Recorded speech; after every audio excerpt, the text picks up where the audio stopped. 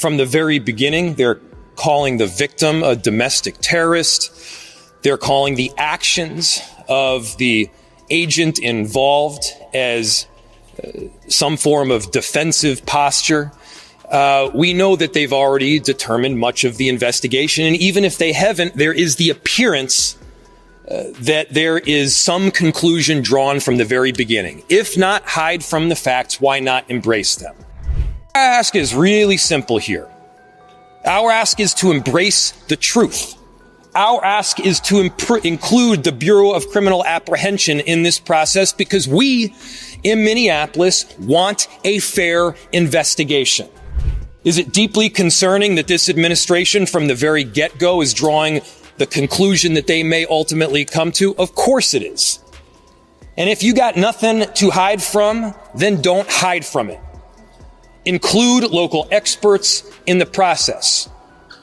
We got nothing to hide from here. All we want in Minneapolis is justice and the truth. I stand by my statements. We stand by our statements. I'll look back to what I said. What I said was it was reckless abuse of power. Yes, it was a reckless abuse of power.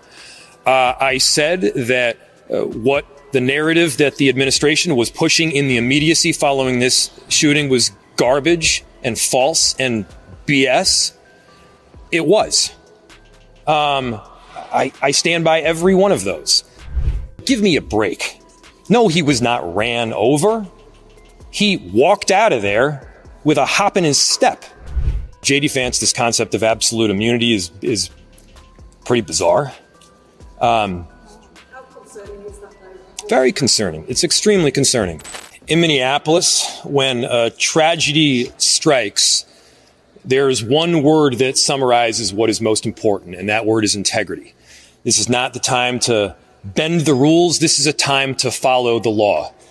This is not a time to hide from the facts. This is a time to embrace them, making sure that we're pushing for transparency every step of the way. The fact that Pam Bondi's Department of Justice and this presidential administration has already come to a conclusion about those facts is deeply concerning. The facts that from the very beginning, they're calling the victim a domestic terrorist.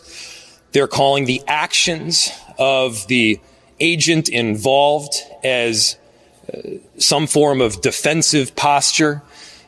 We know that they've already determined much of the investigation, and even if they haven't, there is the appearance that there is some conclusion drawn from the very beginning. If not hide from the facts, why not embrace them?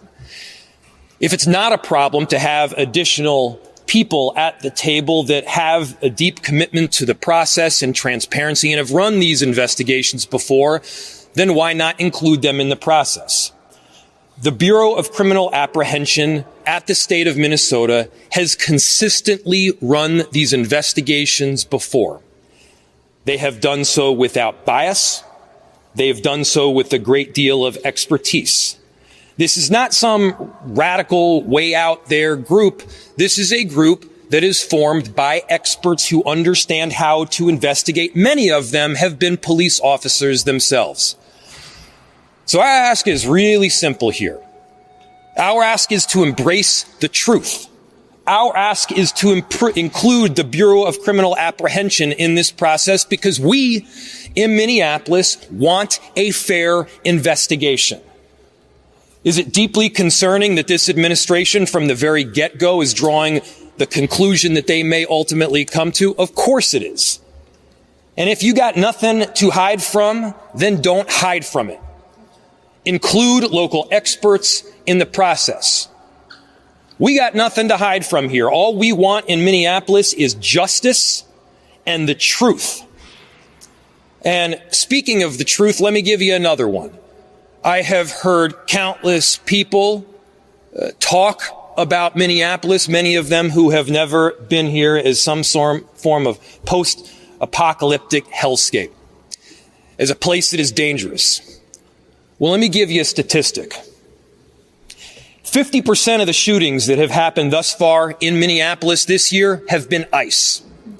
In other words, we've only had 2 shootings. One of them has been ICE. We are a safe city.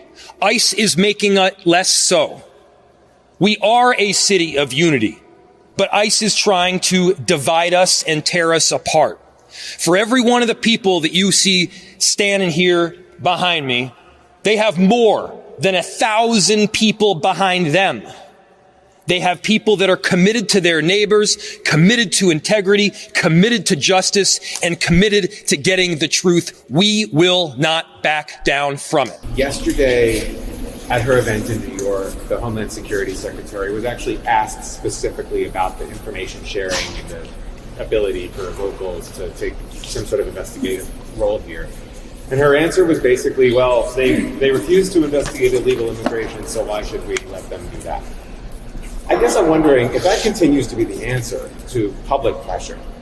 Are there legal remedies at the city, the state, the county attorney level that would allow an investigation at the local level somehow? So the question stemmed from an answer from a press conference that happened in New York City just yesterday, where it was asked, what is the general process for doing this? Are there legal remedies that are available at the city, county, state level, et cetera, where we would have the ability to move forward with either some form of investigation or prosecution? First, there is some precedent that is important here. There have been instances in the past where there was some form of shooting or an officer-involved killing that took place by federal agents or U.S. Marshals or beyond that did have local and state entities in control. By the way, we're not even talking just about full control here. We're talking about being at the table. We're talking about an investigation that includes the Bureau of Criminal Apprehension.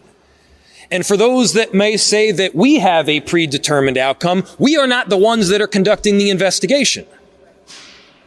The investigation would be conducted by the Bureau of Criminal Apprehension. They are well equipped to do it. They have a long track record of doing thorough investigations and, by the way, coming to results that both saw culpability and a lack thereof.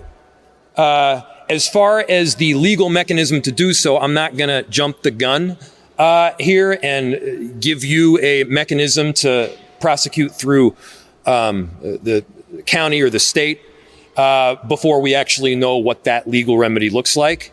But I can assure you there is potential there that is available. Mr. Mayor, you've talked about the presumptive determinations that you feel like the administration has made. They've also been saying, kind of looking ahead to the weekend, what do you make of the administration saying ICE operations will continue? They're sending Border Patrol agents in, effectively doubling down in the wake of this. Well, I think what this does ultimately is expose the truth. What did they say when they came in here? What has this administration stated as their reason for coming into cities around the country? The reason that they've stated, safety, driving down crime. We'll let our statistics speak for the trajectory. They are clearly driving crime up. Up until last night, we hadn't had any shootings in this city other than ICE. Our city is safe. Our city is welcoming. They are making it less so. And so it is a massive issue that they continue to exert their presence in Minneapolis and beyond. By the way, it's not just our city that is feeling the impact. I know that there are a number of legislators behind me that can speak to that. This administration has also said that they're very pro-business. That's also garbage. I don't have a specific statistic other than anecdotal evidence to point to, but they have had a massive and detrimental impact on a number of corridors throughout our city, including like 80% reductions in customer base along East Lake Street and many other corridors throughout the city. And so bad for business, bad for safety, bad for unity, bad for democracy, and bad for this republic. We want them out. Let's go over here and then go over there. If there is no full independent investigation of this shooting, what will the effect of that be? So the question is, if there's no full independent investigation of this shooting, what will the effect be? I mean, I think it further undermines trust in government. The quickest way that you erode trust in government is to refuse to enforce and hold accountable people on laws that you pass. There are laws that are around this. There are standards that are around this. They should have no concern about having a full and transparent investigation here. See where that investigation leads. Look at the facts, collect the evidence.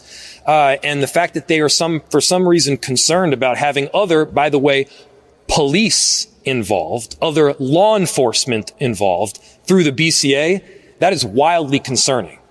We're not asking to be at the table in this investigation here. We do think that people that have some willingness to see things clearly are.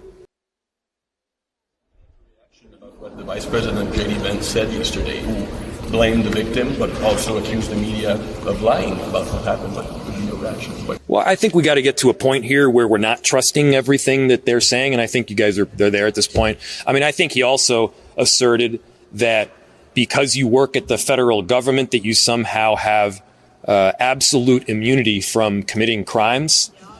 That's not true in any law school in America, whether it's Yale or Villanova or anywhere else. That's not true. If you break the law, if you do things that are outside the area of what your job responsibilities require, and this clearly seems to be at the very least, this is great. At the most, is what you heard people say back here. This is a problem and it should be investigated. Yes. News Nation, a couple of questions for you. First, have you heard personally anything from the Trump administration or the president himself? And also, the administration has pointed to some of your comments right after the shooting as turning up the temperature in this city.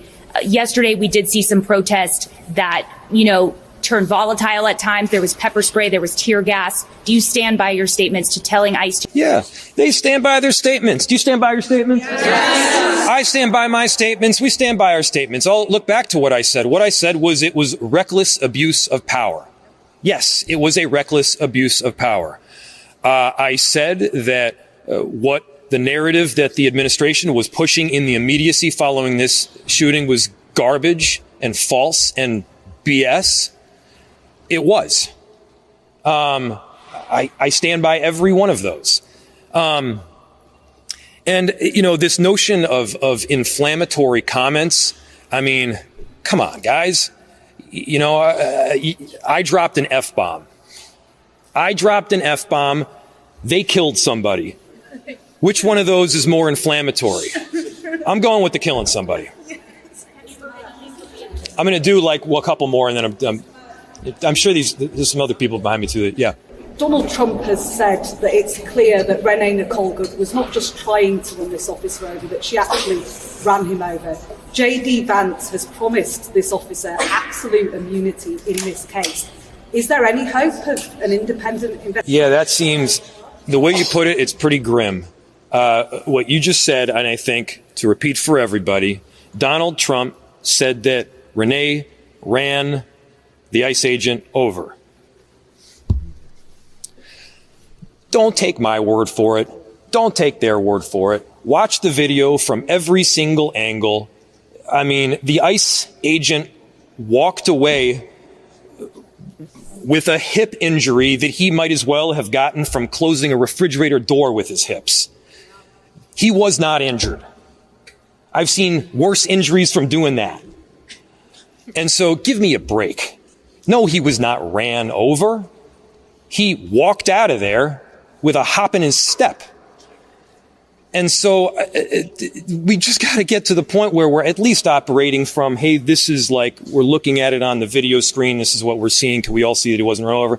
And then, J.D. Vance, this concept of absolute immunity is pretty bizarre. How concerning is that, though? Very concerning. It's extremely concerning. That's why we're asking for the BCA to be part of the investigation.